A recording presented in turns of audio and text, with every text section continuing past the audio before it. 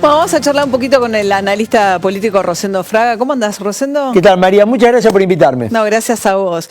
Bueno, hizo un ejercicio muy divertido en su último libro, Rosendo, que vamos a jugar un poquito con la actualidad a partir de esto. Es ¿qué hubiera pasado si? Es lo que los escritores anglosajones, historiadores, llaman what if.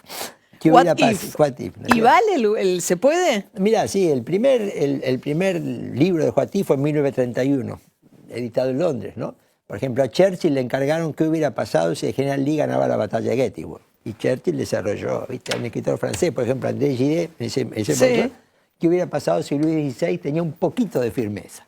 Mirá. Bueno, y sobre el año 2000, sobre el milenio, yo te diría que sobre todo las universidades norteamericanas, ¿viste? Al mejor PhD de cada tema le encargaron esto. Es una decena con 200 y pico de casos de what if desarrollados por los mejores especialistas de cada momento histórico. Sí. Claro, y Rosendo hace un recorrido por nuestra historia. Vamos a ir a los más contemporáneos, digamos. El último que haces es ¿qué hubiera pasado si ganaba Scioli la elección? Sí. Mirá, yo creo que si hubiera ganado Scioli la elección, hubiese tenido un conflicto permanente entre Scioli y Cristina. ¿Sí? Hubiese tenido un conflicto permanente entre Scioli y Cristina. No te olvides que ya Cristina dijo mejor que el que venga gobierne bien, porque si no me va a obligar a volver el 2019. Desde la posición de Zanini, ¿no es cierto?, etcétera, hubiera sido un conflicto, yo creo, permanente. Es decir, bueno, vos analizás, hablás de que el hecho que le hayan puesto a Zanini en la fórmula significó que ella no estaba dispuesta a dejar el poder. Al poder real, ¿no es cierto? Además, ella viste, yo creo que Cristina, uno podrá estar a favor o en contra, pero te dice lo que piensa, viste, te expresa lo que realmente. Entonces ella te dije, mira, lo dijo en mayo del año pasado, mejor que el que venga, gobierne bien, porque si no me va a obligar a volver el 2019. Yo creo que ya te explicitó cuál era su idea. Ahora, esto te hubiese llevado a una tensión constante con Scioli, ¿no es cierto? Yo creo que es difícil pensar que si Scioli ganaba había 8 años de Scioli, ¿no es cierto? Porque además las mismas dificultades económicas que está viendo desarrollarse, más o menos, también lo hubiera tenido, ¿no es cierto? Entonces me impresión que hubiese sido un gobierno realmente difícil. Pero esta también situación con el kirchnerismo, las causas de corrupción que ha provocado también cierto derrumbe, Cristina, ¿no? De su núcleo duro, ¿no? De seguidores, pero... Yo no creo que hubiese sido así. No. No, yo no creo que hubiese tenido, ganando el oficialismo, el mismo escenario tratamiento judicial que han tenido, exactamente. Bueno, claro. ¿No es cierto? Y bueno, o sea, por eso lo imaginás más fuerte, un escenario... Mucho más fuerte. Con otra protección absolutamente. Judicial. Es que el poder, Scioli nunca, para mí, Scioli nunca hubiera ido contra ella. No está ni en la naturaleza ni en la personalidad de Scioli. La justicia no hubiera funcionado y el Estado tampoco hubiera funcionado. Entonces creo que hubiese sido un escenario político distinto, donde Cristina hubiese retenido la cuota de poder importante.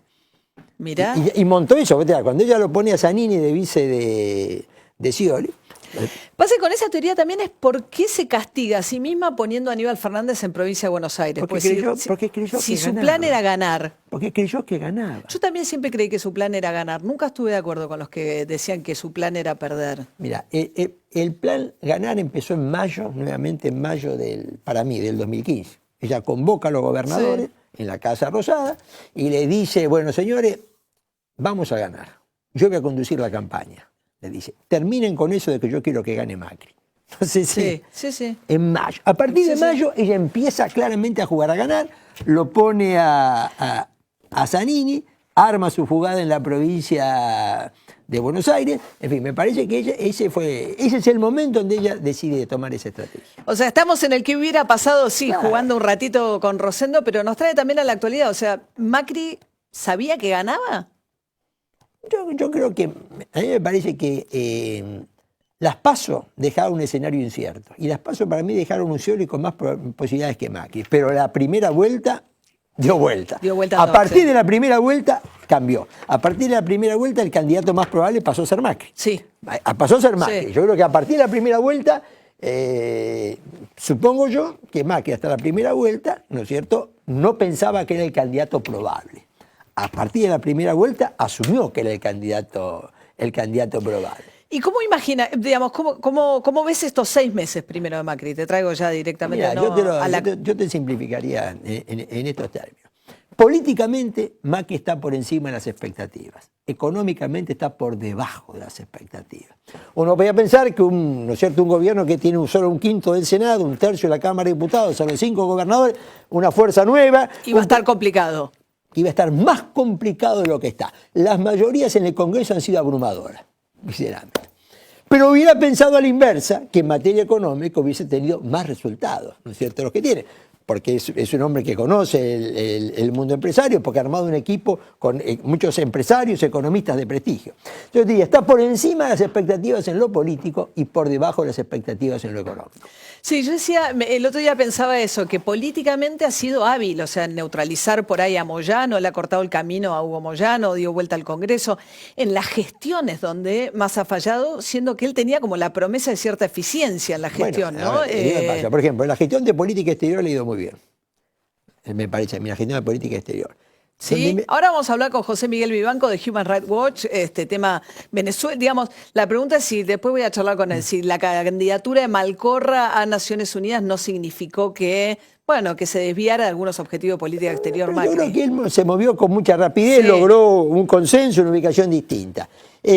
Me parece que el tema es en lo económico. ¿Verdad? Que el gobierno dijo, la inflación va a ser 20, 25 y a 40. Sí. El crecimiento va a ser 1,5 y es menos 1,5. Hoy hay más argentinos que se van de turismo que la gente que entra. El tipo de cambio, sí, no es lo que el gobierno pensaba que iba a pasar. Y esto me parece que es muy claro. ¿No es cierto? Es decir, entonces me parece que si hubiese esperado, el mismo gobierno esperaba resultados económicos diferentes. Y lo dijo. Claro. Ahora, en esos que hubiera pasado, sí, a lo largo de nuestra historia tuvimos o golpes militares o radicales o peronistas. Esto es como la primera experiencia donde aparece un partido que no es ni radical ni peronista. Es la primera vez que llega al poder en los últimos 100 años, para tomar, ¿no es cierto?, desde que tenemos ley del voto universal secreto y obligatorio, llega alguien que no es del radicalismo ni del peronismo. Es la primera vez que se vota a un hombre simbólicamente rico desde los años 20. Que fue Alvear el otro. Es la segunda vez que se vota por un ingeniero, el otro fue Agustín Prejusto en los años 30. Es la primera vez que llega al poder alguien que llega desde el deporte. Como fútbol, claro. Eso tampoco nunca había pasado, ¿no? Y es más, yo te diría, ya en un tiempo más cercano, desde el 83, es el primer presidente que llega que no ha convivido con la violencia política a los 70. En esa. Es decir, hay varios hechos que muestran una singularidad en el proceso político de Macri. Vos en algún momento planteás que hubiese pasado con López Murphy, ¿no? Que hubo un escenario en el que parecía que por ahí sí lograba llegar a un balotaje con Menem, López Murphy y no Kirchner. ¿Qué pasaba con el peronismo, no? Porque estos 12 años de kirchnerismo son una nueva refundación de una nueva etapa del peronismo. Bueno, a ver, yo creo que el peronismo, es decir, cuando uno lo mira, el peronismo fue menemismo, fue dualdismo, fue kirchnerismo. El peronismo, el liderazgo lo determina la presidencia. El peronismo es el líder el que llega a la presidencia. Claro. ¿Cierto? El que llega a la presidencia. Pero tuvimos 10 años de Perón, 10 años de Menem, 12 años de kirchnerismo. Ninguna fuerza política en democracia gobernó tanto, ¿no? Bueno, es decir, desde que existe el peronismo, que se cumplió 70 años en el poder, desde que llegó al poder este año, el único que terminó un mandato fue el peronismo. Terminó 6 mandatos presidenciales el peronismo. La única fuerza que terminó mandatos. La única fuerza que terminó mandatos. Y terminó 6. Sí, podríamos sacar los tiempos que no terminó el radicalismo porque había proscripción del peronismo, pero aún así, ¿no? No, pero escúchame, terminó Perón el primer mandato, Sí. Menem 2 mandatos, Sí. Kirchner un mandato y Cristina 2 mandatos. Bueno, ¿termina Macri? Sí, es otro escenario. Yo creo que sí. ¿Por esta habilidad política que le ves? Bueno, yo creo que... No es una pregunta, digo, lo estamos poniendo históricamente, porque si no parece, no. pero digo, ¿vos le ves a Macri una condición distinta en términos de gobernabilidad a la que tuvieron los radicales? Claramente, yo te diría que en materia política, por eso digo acá, en materia política para mí Macri está sobre las expectativas que uno podía Ahora, ¿cómo tener. haces para llevar esa política si la economía te va tan mal? Bueno, es que vas a tener que cambiar, es decir, pongámoslo en tiempo. La elección del año que viene es fundamental para Macri.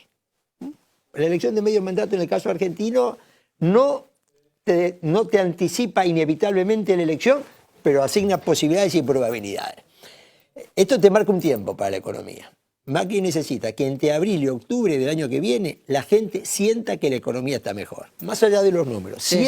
Estos son los tiempos que la política le pone a la economía. Porque si esto no es así, la chance de ganar la elección se diluye. Si segundo semestre, ¿no es cierto?, la economía sigue sin reaccionar, que es el escenario hoy más probable, Sí. bueno, eso no es decisivo. Lo que es decisivo es lo que pase entre abril y octubre del año que viene. ¿Y ahí? Ahí tiene que tener la economía mejor, porque si no, con una economía en la situación de hoy va a ser muy difícil que gane la elección. ¿Y si pierde, no consolida? Lo que pasa es que si pierde, mira, si Macri gana la elección de medio mandato, vamos a empezar a pensar en un Macri de 8. Sí. Si Macri pierde la elección de medio mandato, vamos a empezar a pensar en un Macri de 4. Aunque esto después no sea así. ¿Me entendés? Y yo creo que esta idea, es decir, ganando la de medio mandato, la idea de que Macri va a tener 8. Hay que ver si quiere 8, ¿no? Porque él tiene esta dualidad. Hace poco salió a decir, sí, bueno, como decir, bueno, no es tiempo, es ridículo que él se ponga a pensar y está bien que lo exprese de esa manera, pero tampoco le sirve que se instale la idea de que quizás no quiere 8, aunque las circunstancias estuviesen dadas. Él, para mí, lo que hizo el otro día, de hablar de 8, era absolutamente necesario que lo hiciera políticamente. Porque había alguna gente que decía que se va a los 4 y eso tiene un doble efecto. Empezás a perder poder y empezás a desatar prematuramente la lucha por la sucesión y eso el gobierno te complica. Claro. Yo creo que como cualquier líder político, Macri va a buscar 8. Eso es lo natural y lo normal. ¿Y qué lo ves a Massa? ¿Qué ves emergiendo al lado del peronismo?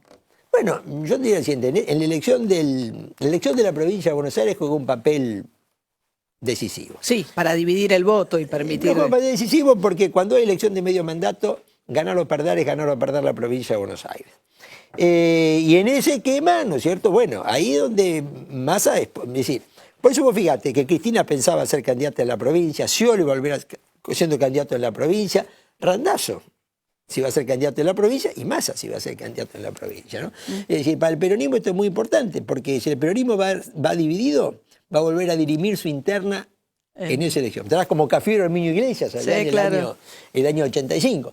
Es decir, hoy quizás Massa sea el mejor posicionado. Ahora, de acá a octubre del año que viene es mucho tiempo y muchas cosas pueden pasar. ¿Y qué pasará entre el PRO y el radicalismo, no? ¿Se lo tragará el PRO al radicalismo? Bueno, yo creo que el problema es el siguiente. Al radicalismo no se lo va a tragar. El problema son los votos de los radicales.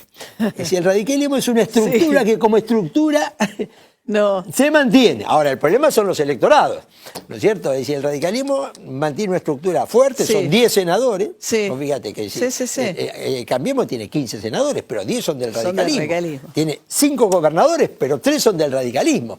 Pero en voto... En la PASO, el radicalismo sacó el 4% de los votos. ¿Viste? Esta dicotomía.